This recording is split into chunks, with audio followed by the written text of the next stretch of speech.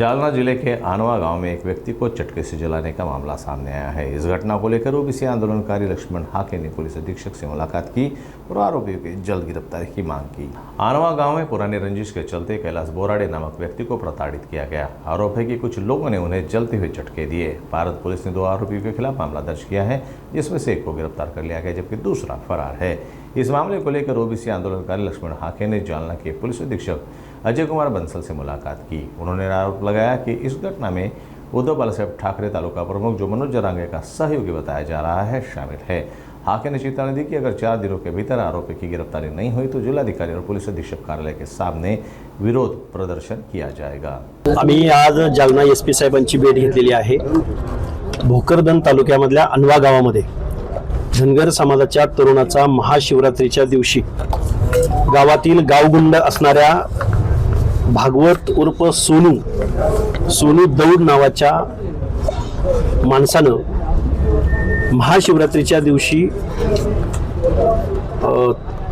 लोखंडी रॉड विस्तवामध्ये लोखंडी रॉड लालबुंद करून धनगर समाजाच्या तरुणाला जीवे मारण्याचा प्रयत्न केला आहे। माणुसकीला काळीमा फासणारी ही घटना आहे आणि हा जो सोन्या दौड नावाचा जो आरोपी आहे त्याचा भाऊ एका पक्षाचा तालुका प्रमुख आहे आणि त्याची बॅक हिस्ट्री आहे, गुन्हेगार आहे तो, त्याच्यावरती अनेक गुन्हे आहेत आणि त्या गावामध्ये धनगर समाजाची संख्या कमी आहे आणि दहशतीच्या दृष्टिकोनातून तू महादेवाच्या मंदिरामध्ये कसा आला हा प्रश्न विचारून त्याला नग्न केलं गेलेलं आहे आणि नग्न करून त्याच्या अंगावरती एवढे चटके दिलेले आहेत। छत्रपती संभाजीनगरमध्ये घाटी रुग्णालयामध्ये तो आता सध्या उपचार घेतोय आणि चिंताजनक परिस्थिती आहे।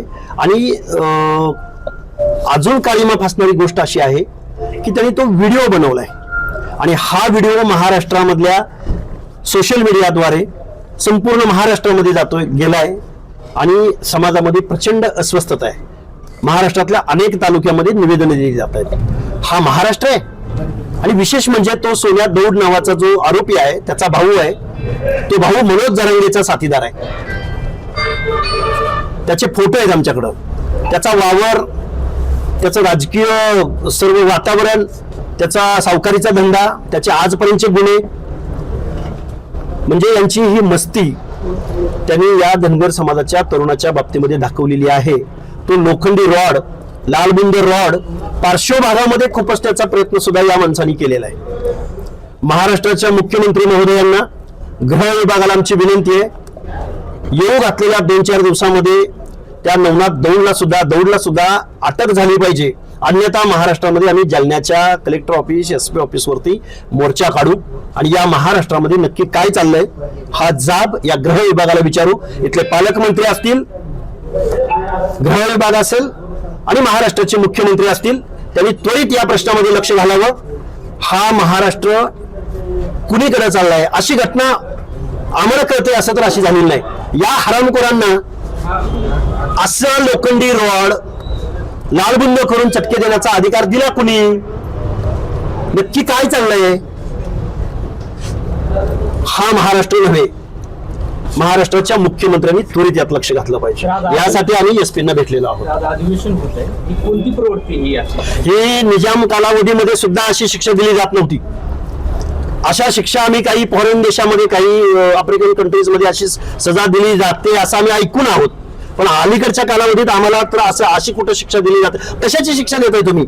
महादेवाच्या मंदिरात आला म्हणून एक धनगर समाजाचा तरुण ही जात वर्चस्वाच्या भावनेतून या धनगर समाजाच्या तरुणाला जीवे मारण्याचा यांनी प्रयत्न केलाय।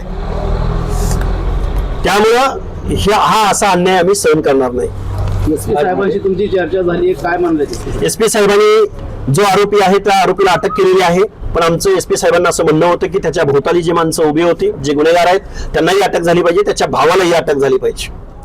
त्याच्या भावाला जोपर्यंत अटक होणार नाही, मला एक सांगा, सार्वजनिक जीवनात तालुका प्रमुख पदावर उभाटा गटाचा हा तालुका प्रमुख आहे हरणखोर आणि त्याचा भाऊ आहे हा, आणि तुम्ही सार्वजनिक जीवनात काम करता, राजकारणात काम करता आणि लालबुंद सळई रॉड आणि तोही महादेवाच्या मंदिरामध्ये विस्तवामध्ये घालून तुम्ही चटके देता अंगाला?